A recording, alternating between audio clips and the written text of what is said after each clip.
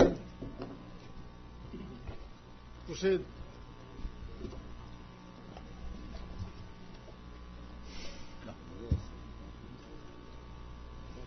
Go ahead.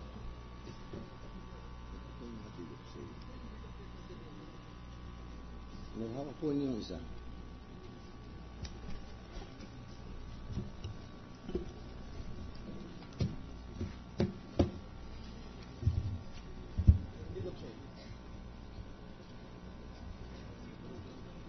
Hindi nga yung deed of sale lang ito. Lagyan mo na lang yan.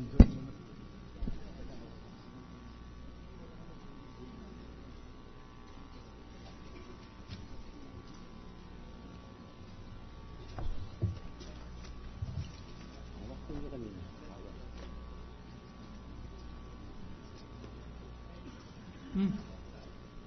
Head. Hindi wala. Hindi yan. Baka po hawak po niyo. Kasi po kinuha niyo sa akin kanina. May I proceed, Your Honor? Yeah, proceed. Witness handing to this representation a deed of sale dated November 29, 2005, the vendor being Port Bonifacio Development Corporation, the vendors being Cristina Corona, married to Renato Corona. The deed of sale covers a property situated in Taguig, and the selling price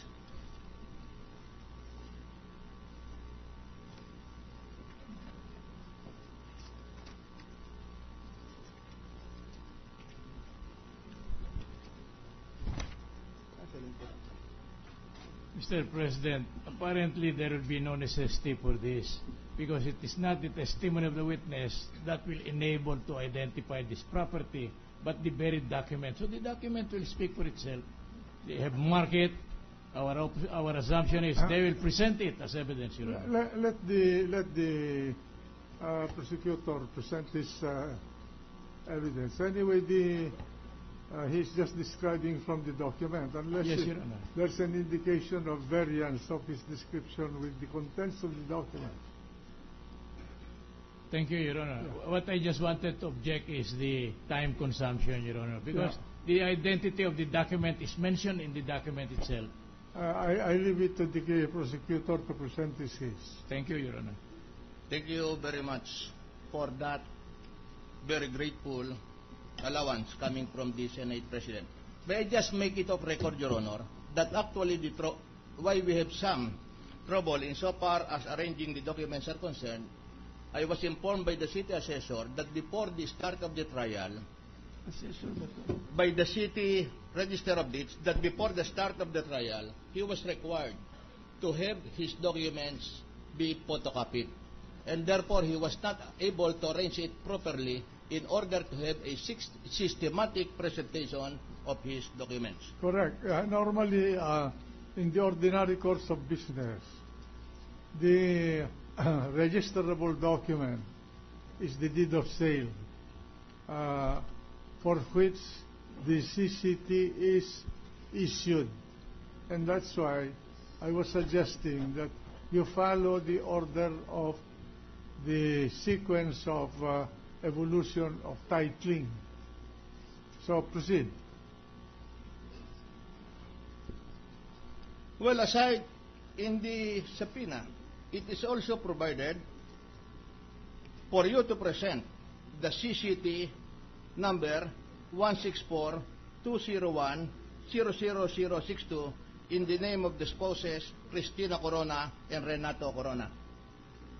Do you have the original of that CCT?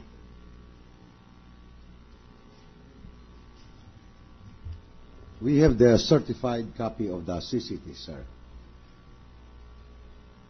Where is the original?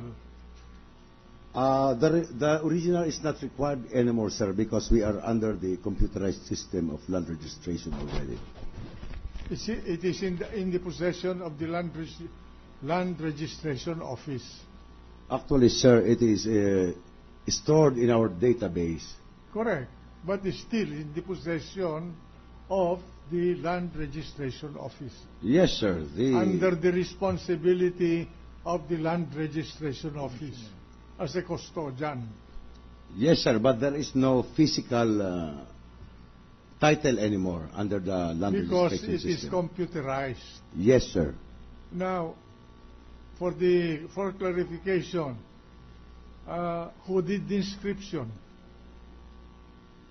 of the original title in the computer?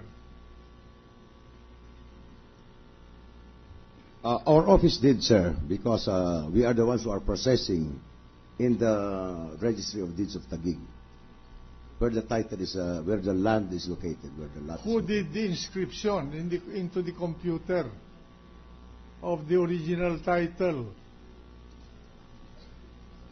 The encoder, sir, the encoding clerk, sir, because it undergoes a process from the entry to the payment of the fees and to the encoding clerk and then to the Can land you describe registration. to us the manner by which the title, a condominium title, reaches your computer system, so that we will understand? The public would like to understand this. Yes, Your Honor. Ordinarily, a deed of sale is presented to us for registration by any one of the parties. And then, Normally, the one that presents to you is the buyer. normally, sir, it is the developer in our case, sir. Huh? The owner of the condominium corporation, usually. Okay. Yeah. And then after that, our registry information officer goes through the documents, and then it is referred to our entry clerk. And when the documents are in order, she processes it, and then it goes to our cashier, so that the payment of the required fees for the government will be paid. And after that, the cashier gives it to our encoding employee, whereby the entries in the sale, in the document, are processed, and after that, it goes to the land registration examiner, and for the examination of the document for propriety, and to see to it that all requirements for registration are present. And after that, sir, it goes to the Register of Deeds for approval and for final examination of the documents and the requirements. And And after that is approved, it is being printed and then uploaded, meaning what is printed? the owner's copy, sir, the owner's copy of the document. The title already. Yes, sir, yes, sir. After approval, the title. The title based on the deed of sale. Yes, sir. Yes, Your Honor. And it describes the condominium unit titled to the buyer, and that is entered into the condominium certificate of title. Yes, Your Honor. The details of the registered owner and the area of the lot or the condominium and other pertinent details. And the condominium, the certificate of condominium title is then entered into your computer. Yes, Your Honor. And so therefore, what happens to the hard copy of the certificate of condominium title from whom you copied the data inscribed into your computer?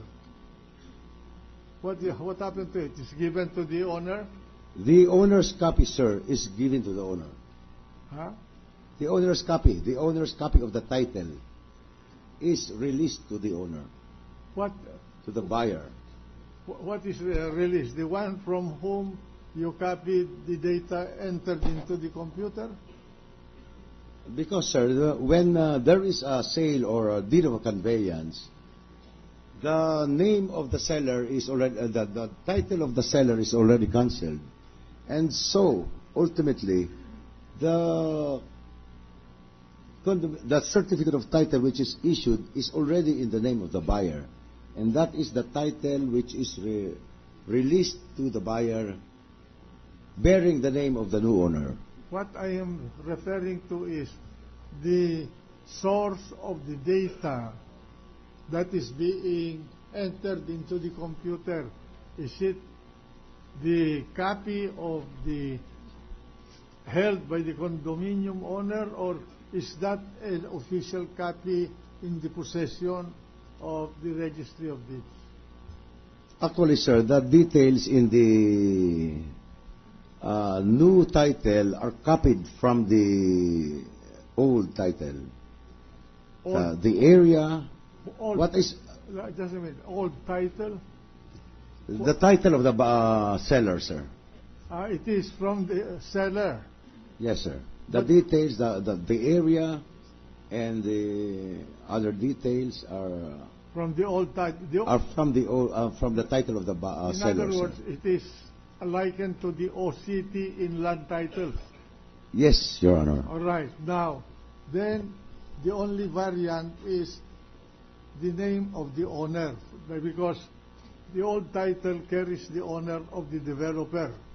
Yes, Your Honor. And now, when it is sold by the developer, the title of the developer is cancelled, and in lieu thereof, a new condominium certificate of title is issued in the name of the condominium owner.